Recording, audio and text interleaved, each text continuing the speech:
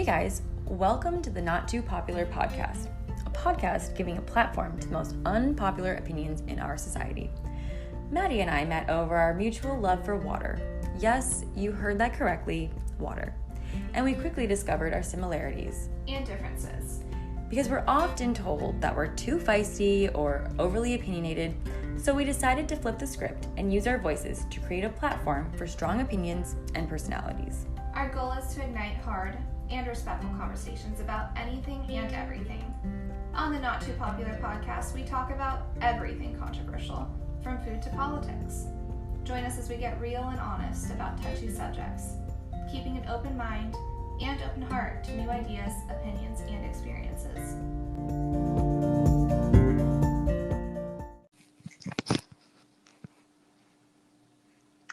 Okay, kind of a random question, but how do you feel about pineapple on your pizza? Absolutely disgusting. I just think fruit is separate and then pizza is separate. But of course it would have to be a vegan pizza. Oh, that's right, you're a vegan. I am. Loud and proud. I went vegan for the ethics reasons about 1.5 years ago. And I think I mentioned that to you before, but I have very bad anemia and kind of kept fainting. So even though I want to go vegan again at some point, I have to find a way to make it healthy and sustainable for me, my lifestyle, and my health.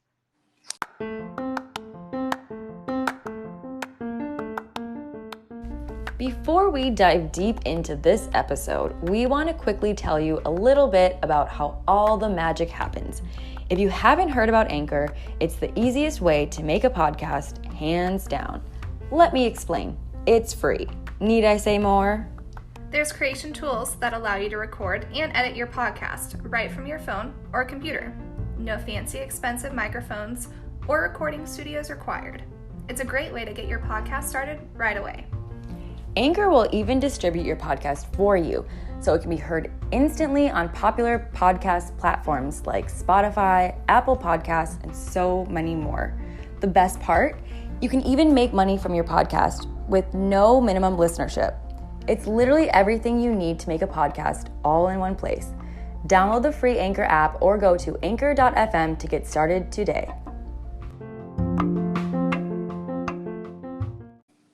So actually that's something I really want to talk about is the huge difference between an actual true vegan and going plant-based. So Miley Cyrus, I don't know if you've heard, but she was on the Joe Rogan Experience then, and she announced that she's no longer vegan because it affected her brain or some shit like that. And I just find it very problematic when people, especially celebrities and anyone with a large platform, publicly announces that they have health problems because of being plant-based or eating plant-based, because you can't blame veganism for your lack of education on nutrition, because veganism isn't just a diet, it's a movement. You can almost compare it to religion, except it's not, we don't worship anything, we don't worship sheep or whatever. It's just the belief that all living creatures deserve respect and compassion. And then so plant-based is a diet. You go plant-based typically for your own personal health reasons, like cutting out meat and cheese because your body has an intolerance to them. That's specific to your body. Going vegan is for several different reasons, mostly because, it's for the planet, for the animals, but then it could also be your personal health too. It's basically realizing that there's more that matters on this earth than just us individually. There's billions of other people and animals and an ecosystem that need to survive and thrive, whether or not you, the individual person, ever existed. So when did you come to this vegan awakening? What was the process like? Did you cut out animal products cold turkey? So I've kind of always... I'll start at the very beginning. So I had an intolerance. I never liked milk. I had an intolerance to dairy, cheese. I never really liked cheese. That was as far back as me being a kid. And then just as I got older, I actually was kind of an unofficial vegetarian, and I would only eat chicken and like usually only if I was out. Like if I was out at a restaurant, I would get a salad and then like get like chicken on the salad or something, or fish. I used to love fish and sushi. And then I don't know, it's actually like kind of a weird story. Like I guess it really started after like being more active on Instagram, because I started following all these like really cute little piggies, like piglets and mini pigs, but what they call them. But, and then from there, I don't know, like just PETA stuff would like pop up, and I started researching more, and I was just like, oh my God, I had no idea like that's what they're doing to these animals. Like, I mean, I knew it wasn't good, but, so I just started kind of going down that rabbit hole of research, and I was just like, okay, I need to just do this. And I was always afraid of like going fully vegan, just because I didn't know, because I let fear kind of take over, fear of like being judged and like, oh, what if I don't get enough protein and like all this stuff. But the more research I did, the more I found like, okay, I can really do this. And worst case scenario, I can just go back to eating, certain foods.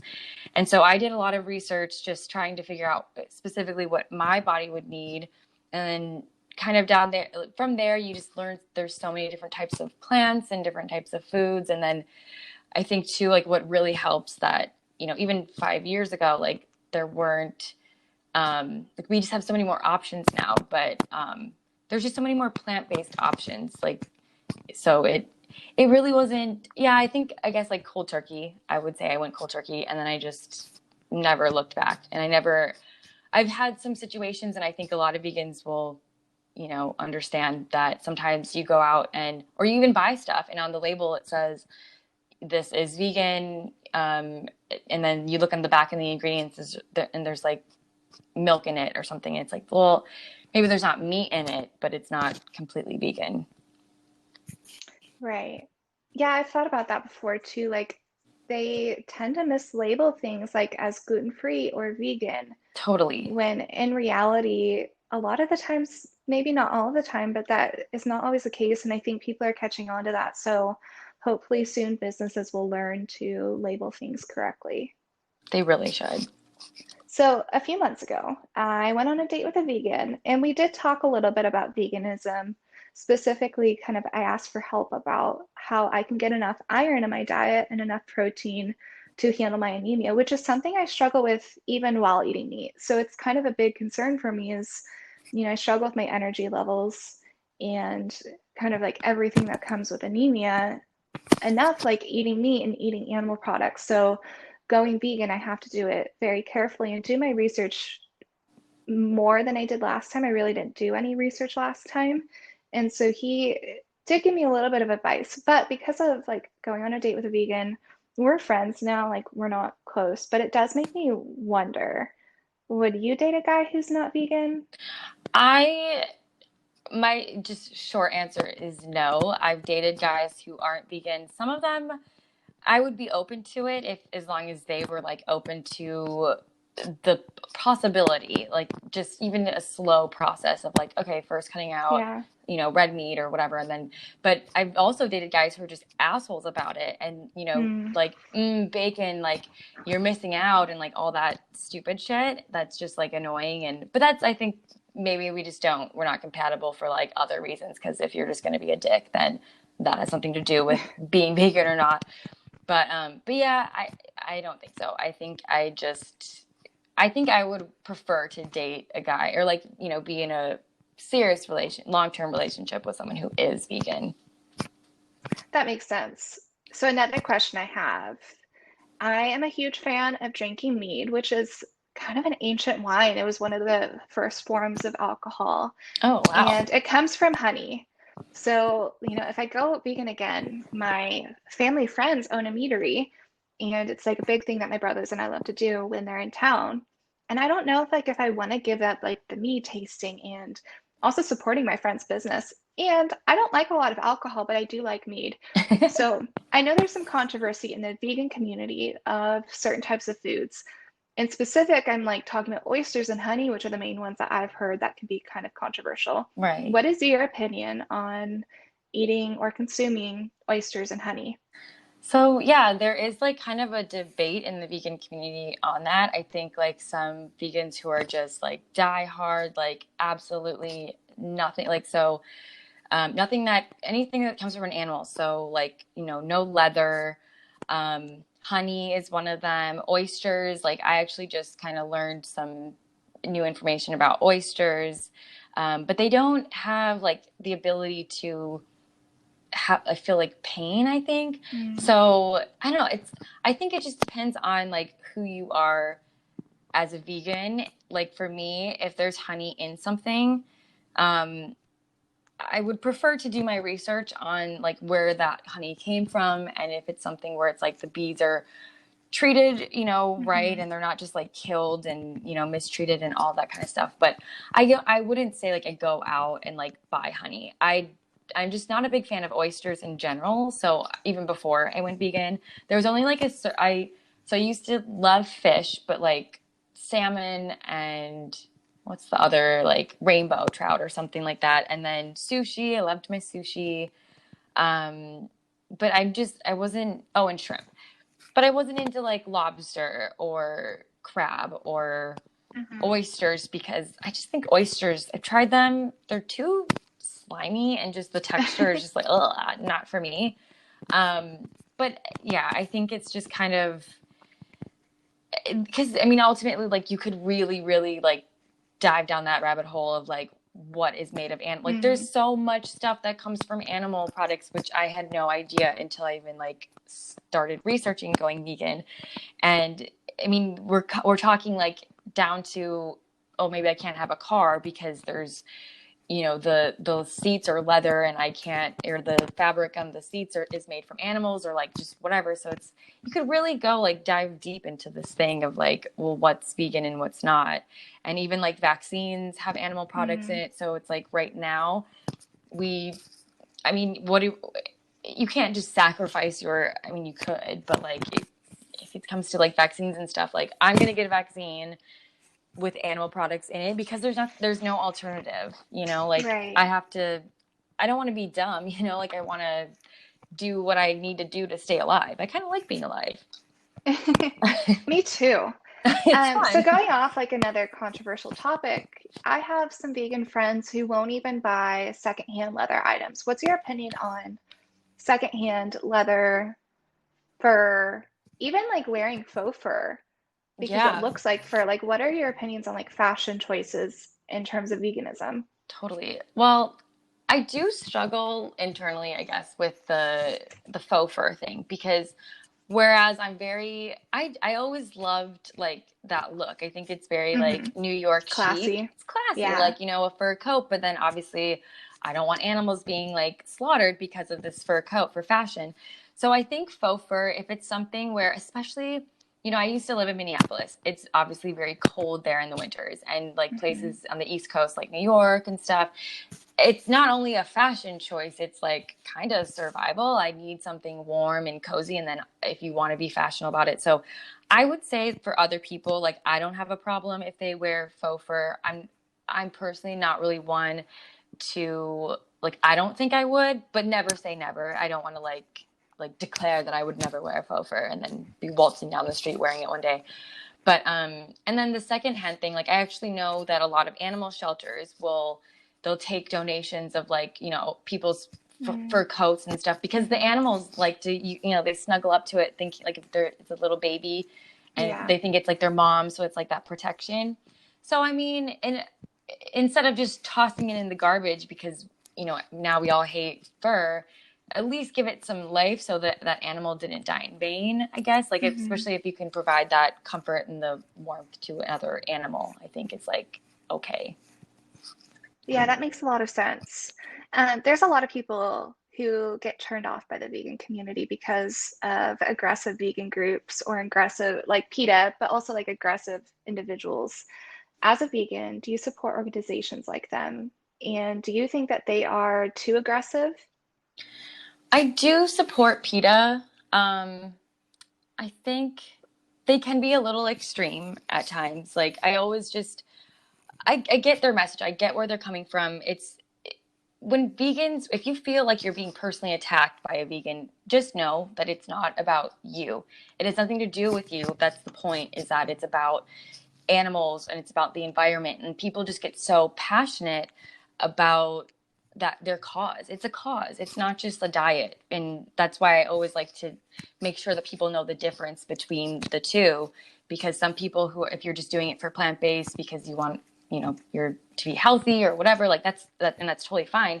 But someone is going to be a lot more passionate about it if they actually are a vegan. And I'm not going to lie, like I've definitely been, and still sometimes are a very aggressive vegan. But I've also had people tell me, like, if it weren't for you, like I probably wouldn't have gone vegan or, tried plant-based, or I do meatless Monday now, or even just baby steps. And that means a lot to me. Like for me, I had to see the aggressive side.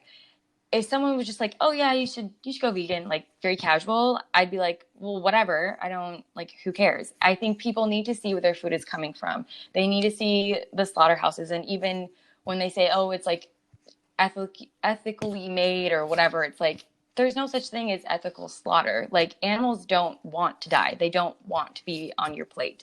And it's just kind of like saying that humans' lives are more valuable, or their taste buds are more valuable than this little innocent animal's life. But at the same time, it's not about being perfect. It's about just doing the best that you can with the resources that are available to you.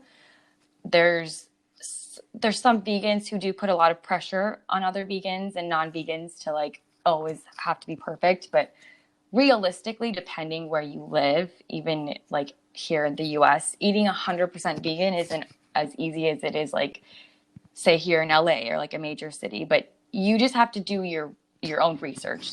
The internet, especially, like, for me, like, the internet was great. Like, there's a lot of, sources, like, to be able to order food online these days, like grocery delivery, meal delivery. And there's actually tons of vegan restaurants now, and even non-vegan restaurants that will offer a vegan menu. Like, sometimes it's just by request, but I even go into a restaurant and I see how, there's like a little section to the side that's like all dedicated to vegan, or, the little code thingy at the bottom where it's like V for vegetarian and VG for vegan, and or whatever. And, if you are able to go vegan, you should. There's really no excuse at this point if it's readily available in your area. Like, there's just so much more even now than there was like 5 years ago. And I also don't believe in being a silent vegan.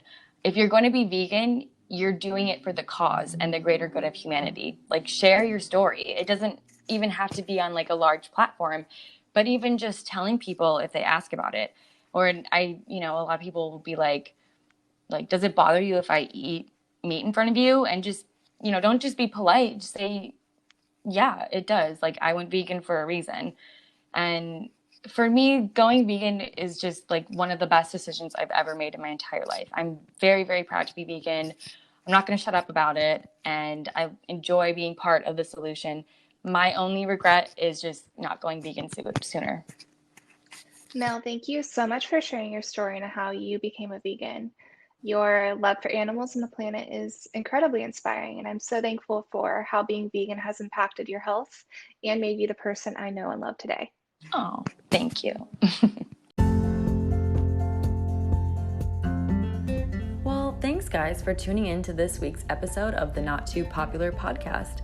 If you have a not too popular opinion on this episode or an episode topic, slide into our DMs on Instagram or Twitter, and be sure to follow or subscribe to this podcast for new episodes every Thursday.